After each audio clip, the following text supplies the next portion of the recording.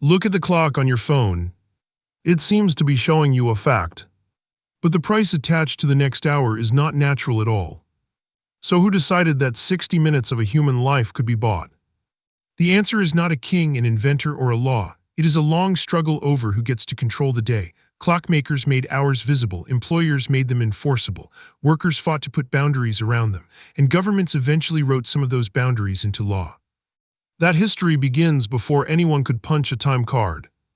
For most of human existence, work was measured less by the clock than by the thing that needed doing. Cows had to be milked, nets had to be pulled with the tide, grain had to be harvested before the weather turned. A job might begin at sunrise, end when the light failed, or stop when the task was complete. Historian E.P. Thompson called this task-oriented time. Work and ordinary life could overlap in ways that feel unfamiliar now. Conversation, meals, errands, and labor were not always separated into clean blocks. The working day could expand or contract with the season and the job. But this was not a lost paradise with no schedules or pressure. People were paid by the day and by the piece long before factories. Religious bells ordered prayer, markets opened on appointed days, landowners and masters already disciplined labor. Recent historians have also shown that pre-industrial workers used sophisticated systems of time, even when their hours changed with daylight. The crucial difference was not that people ignored time. It was that an hour was not yet the universal container into which every kind of work could be poured. Then Europe began filling with machines that rang. The first European mechanical clocks appeared near the end of the 13th century. During the 14th, large public clocks spread through northern Italy, France, England, and beyond. They were expensive iron mechanisms installed in towers, churches, and civic buildings. Many had no minute hand, some were unreliable. Their most important feature was often not a dial at all, but a bell that made the same hour audible to an entire town. That changed something subtle. Sunrise belonged to nature, the bell belonged to an institution.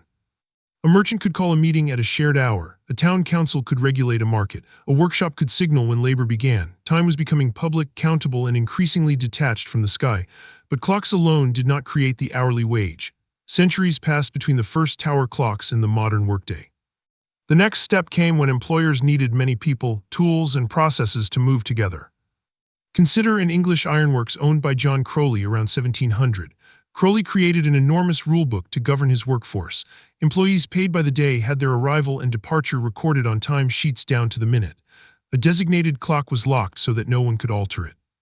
The bell rang at 5 in the morning to begin work, at 8 for breakfast, again when breakfast ended, at noon for dinner, at 1 to resume, and at 8 at night to stop.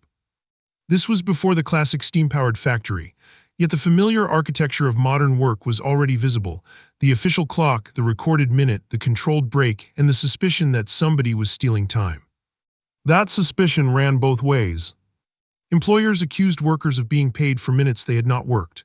Workers accused employers of stretching the day by manipulating clocks and bells. 19th century testimony described factory clocks that ran slow in the morning and fast at night, or meal breaks shortened by a conveniently jumping minute hand. When only one side owned the clock, the machine did not simply measure time, it settled an argument in advance. The factory system made this power far more intense. A farmer can sometimes delay one task to finish another. A spinning machine cannot negotiate with the person feeding it. Once production was divided into linked stages, one late worker could interrupt everyone downstream. Bells gathered the workforce at once. Machinery set the pace. Supervisors punished lateness. Wages made each block of clock time legible as a cost. Now an employer was not just buying a finished object. The employer was buying control over a measured interval in which the object would be produced. That distinction is the heart of the story. An hour did not acquire a price because humans suddenly discovered that time was valuable. People had always valued effort, skill, and opportunity. What changed was the ability to standardize a slice of life, compare it across workers, record it, and exchange money for authority over it.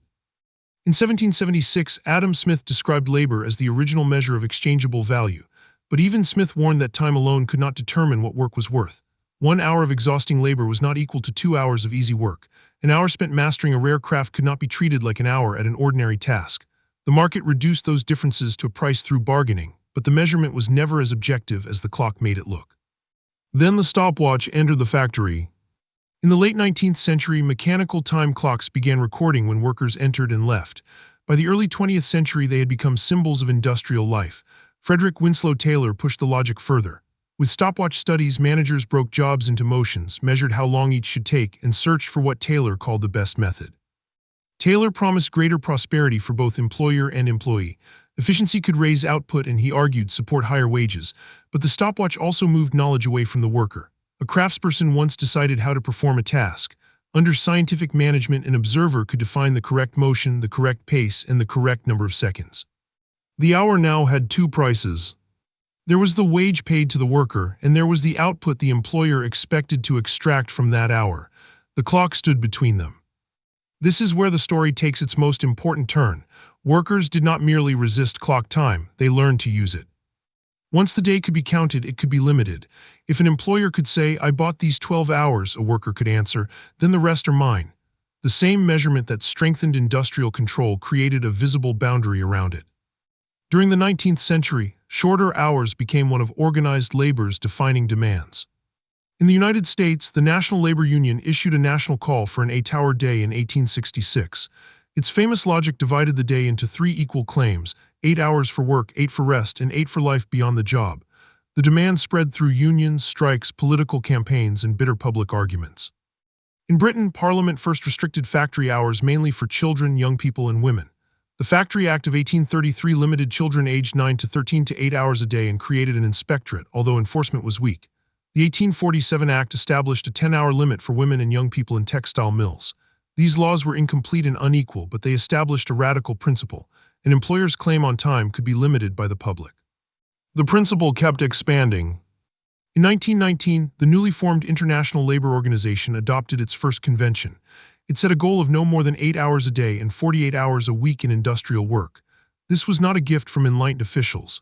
The ILO itself describes the standard as the result of sustained trade union pressure at a time when 60-hour weeks remained common.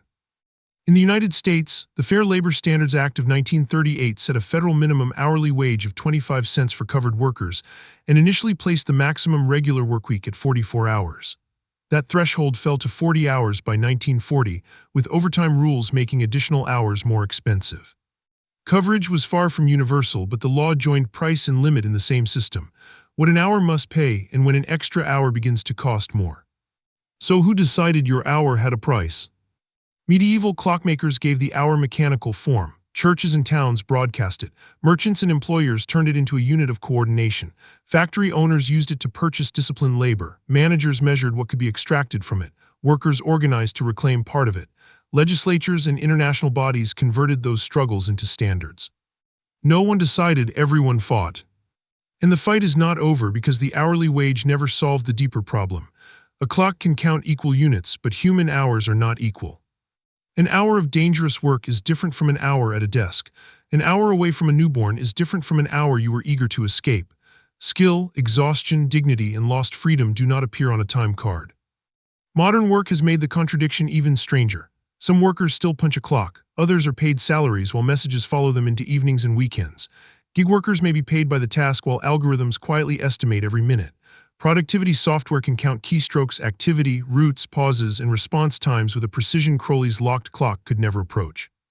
We have also carried industrial time far beyond the factory. Schools ring bells, apps measure focus, calendars divide attention into colored blocks. We speak of spending time, saving time, wasting time, and investing time, as if the day were a wallet that could be managed perfectly if only we were disciplined enough. That language hides a choice. Measurement can protect us, as the 8-hour movement proved. It can also make every unmeasured moment feel guilty. The clock does not tell us which one is happening, power does. If these investigations into the hidden systems shaping ordinary life are worth your time, like the video and subscribe to Alden Root's notes.